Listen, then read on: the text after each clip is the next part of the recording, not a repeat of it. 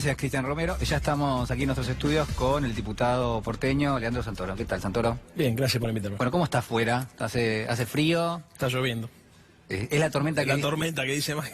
¿Es la tormenta que dice el gobierno? Esta es una tormenta real. Lo que dice el gobierno es una justificación para tratar de disimular sus propios errores y los objetivos políticos que se fijaron. Es decir, el jefe de gobierno, el jefe de gabinete, Marcos Peña, también el jefe de gobierno, pero en este caso, esta semana lo hizo Marcos Peña puntualmente, dijo que hay factores externos que están de alguna manera complicando la situación en la Argentina y que vamos a atravesar momentos tormentosos, cualquier tipo de etiqueta se está utilizando en este momento para describir lo que el INDEC dio a conocer el día de ayer, es decir, una caída de casi 6 puntos en lo que es la evolución de la economía. 5,8.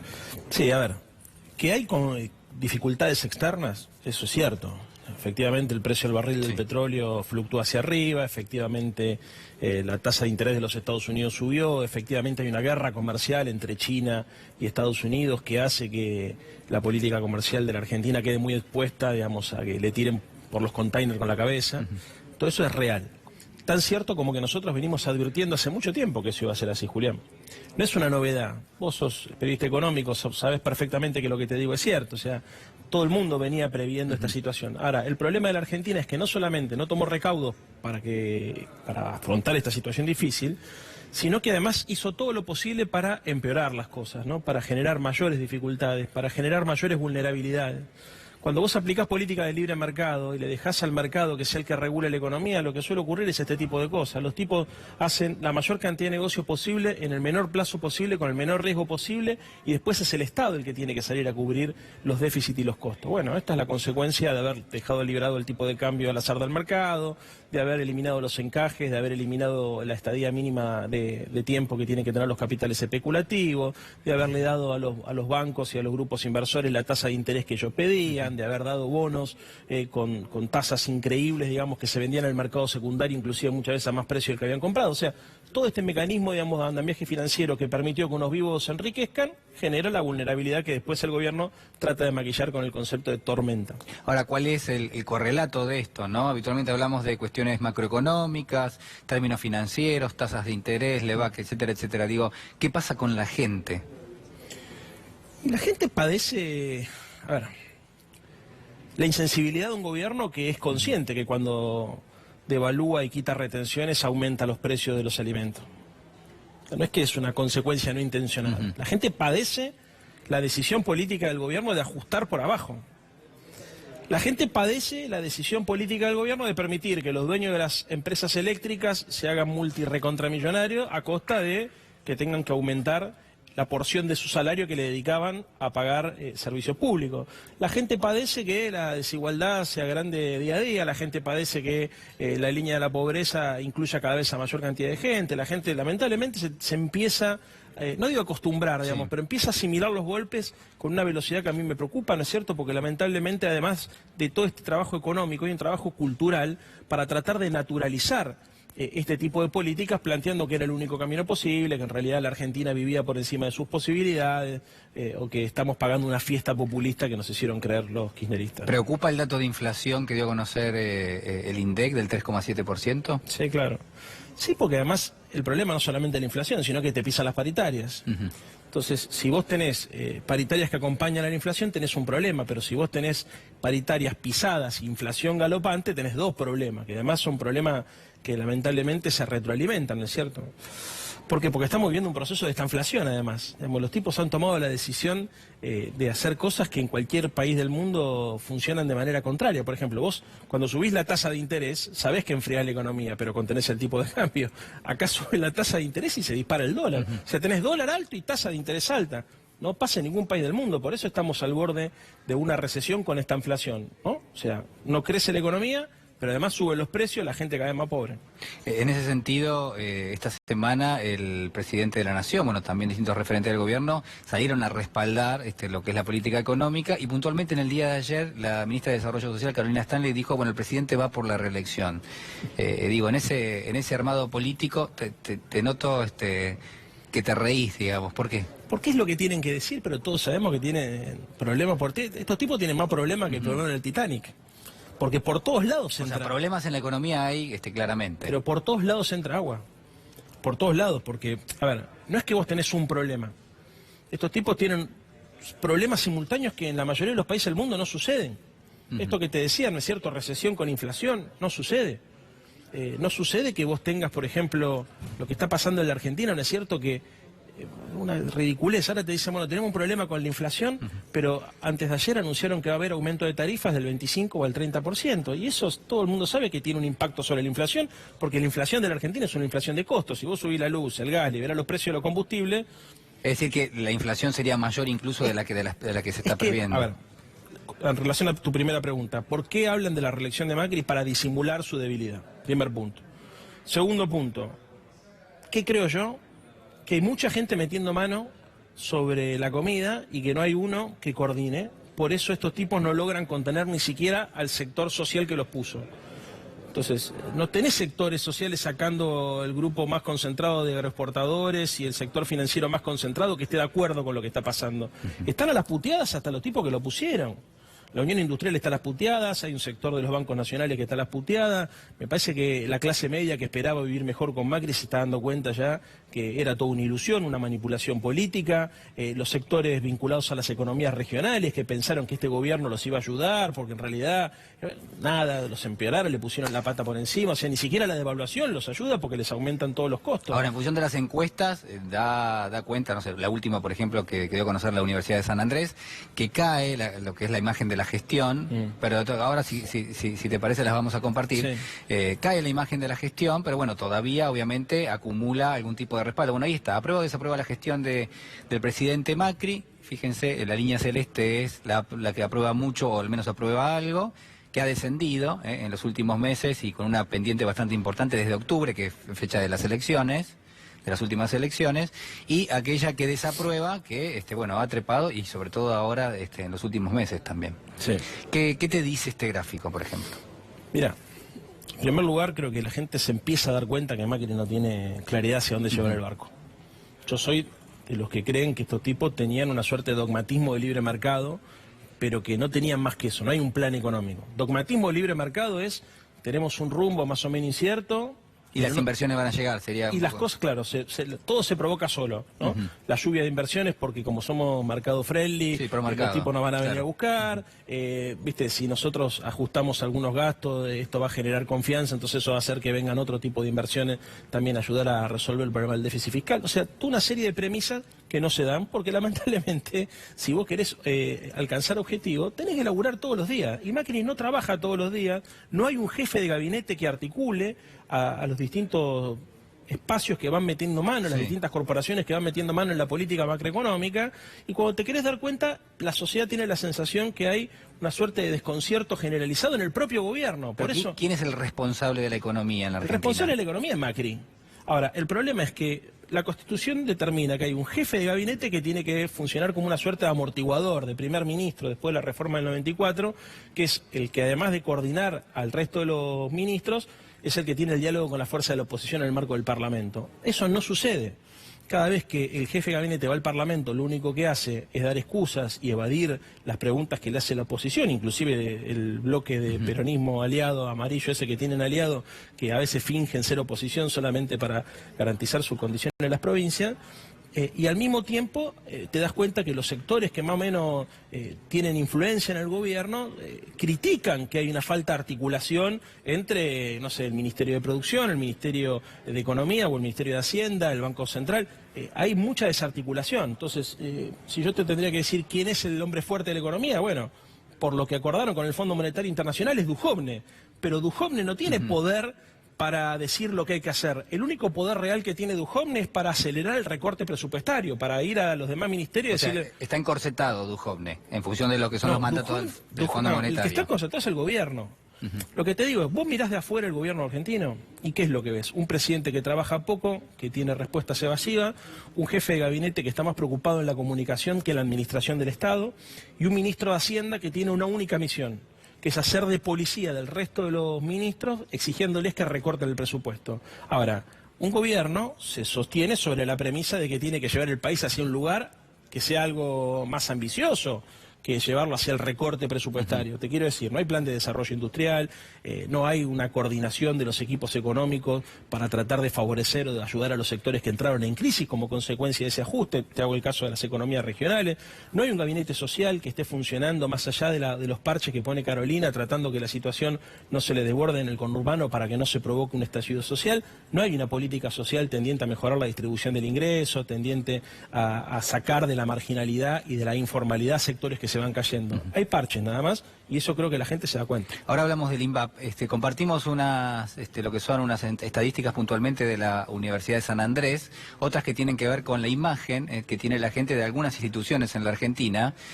Ahí vamos a estar viendo, por ejemplo, qué piensa la gente del Poder Ejecutivo, del Senado, los diputados y la Corte Suprema. Muy insatisfecho lo que es la porción roja en cada uno de estos gráficos. Bueno, 43% con el Poder Ejecutivo, 41% con el Senado, 46% con diputados, 54% con la Corte Suprema. Bueno, la justicia allí también no sale bien parada, ¿no? Claro, si sumamos, si le agregamos el color naranja, ahí hay una insatisfacción bastante importante con todos, pero bueno, con los legisladores también. Sí. ¿Por qué será esto? Muy simple. Como el gobierno no tiene posibilidad de explicar lo que está haciendo, lo que trata de hacer es enchastrar a todos. Te pongo el caso de los aportes de campaña de Vidal. En vez de decir, señores, nos equivocamos, efectivamente esto fue un error que cometimos, y dar las explicaciones del caso y tratar de subsanar los errores que cometieron, haciendo que renuncie alguien más que el contador, lo que los tipos hicieron fue tratar de hacer que todos los comunicadores de su espacio político salgan a decir que son todos iguales. Entonces trataron de embarrar a todos para salvar la Vidal. ¿Sí? Bueno, esto es sistemático. Cada vez que el gobierno no encuentra respuesta a problemas concretos, que no se puede hacer cargo de conflictos que ellos mismos generan, tratan de embarrar hacia todos lados. Entonces, ¿cuál es la consecuencia de eso? Que lo que pierde credibilidad es la política. Y esto es lo más jodido de todo, Julián, porque, a ver, la democracia se construye sobre una premisa básica, que es que los partidos políticos trabajan en función del interés general. Cuando la gente empieza a percibir que los partidos políticos están más preocupados en sobrevivir o en protegerse a sí mismos que en trabajar para el interés general, se provoca un vacío, una crisis de representación social, que eso después deviene en situaciones muy conflictivas como las que ya vivimos. Entonces yo también le hago responsable al gobierno. Esto se la pasan hablando de diálogo, de república y institucionalidad. No han construido una malla de cobertura que le permita a la democracia argentina saber que si este gobierno le va mal, va a haber una alternativa pacífica y democrática. Porque están jugando con fuego, cuando ellos están todo el tiempo planteando, nosotros no tenemos plan B, si nos toca perder vamos a terminar como Venezuela, la oposición no tiene legitimidad para plantear objeciones porque no supieron lo que tenían que hacer cuando les tocó gobernar. Argumentos que además de ser infantiles son extremistas. Bueno, eso provoca que si te va mal, digamos, las tensiones hacia dentro del sistema democrático puedan tener consecuencias, la verdad, que nefastas. Claro, cómo queda el mapa político es una cuestión central que ahora vamos a discutir. Vemos cómo votaría hoy, por lo menos en función de lo que son los encuestados por la Universidad de San Andrés, a un eventual candidato del oficialismo versus un eventual candidato de la oposición. Bueno, color rojo votaría por algún candidato de la oposición, 33%. 27% votaría por un candidato de Cambiemos y el 32%, bueno, hay un 8% que no contesta y un 32% que no sabe. Sí. ¿Estos números serán los que tiene el gobierno en el escritorio? Yo creo que el gobierno es consciente. Julián, ellos son conscientes que de acá hasta la elección del año que viene no tienen una sola buena noticia para dar. Ellos también son conscientes que estos indicadores económicos que nosotros estamos viendo todos los meses se van a agravar con el paso del tiempo. No es que la economía argentina se va a reactivar, que va a mejorar la distribución del ingreso y que...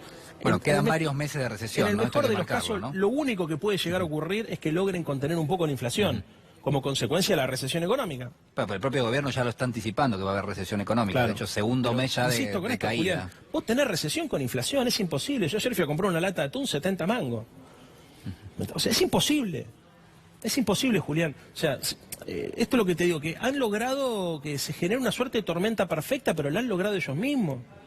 O sea, ellos cuando, por ejemplo, tomaron la decisión de liberar el cepo de la manera que lo hicieron, tomando deuda y permitiendo que la Argentina vengan los capitales golondrina o los capitales especulativos para cubrir el déficit fiscal en pesos, cometieron un error que lo estamos garpando ahora. Otro dato, por ejemplo, que ha pasado desapercibido, el cambio de Levac por Letes es una locura. O sea, están desactivando la bomba de las LEVAX, que es una letra en pesos. Sí, están tomando deuda en dólares. En dólares que vence el año que viene, para Julián. mejorarle la hoja de balance al Banco Central. Al Banco Central, pero claro, Julián, a ver, para que la gente entienda, le cambian las LEVAX por un bono en dólares que vence antes de la elección del año que viene. Sí, el Tesoro, es decir, la Nación le compra la deuda, de alguna manera, al Banco Central, ¿no? Bueno, se supone para fortalecer el peso, o para que la gente no tenga tanta desconfianza en el peso y no vaya a comprar dólares. Pero el año que viene, esos que tienen letes en dólares, como pasa siempre antes de una elección presidencial, se van a querer proteger y cubrir, y van a exigir, van a exigir que le den los dólares y te quiero ver. Entonces, ¿viste cuando vos decís, estos tipos, ¿por qué hacen lo que hacen? Yo muchas veces digo, me la voy a pensar mal, pero creo que a mucha gente que está en el otro lado de casa le debe pasar lo mismo.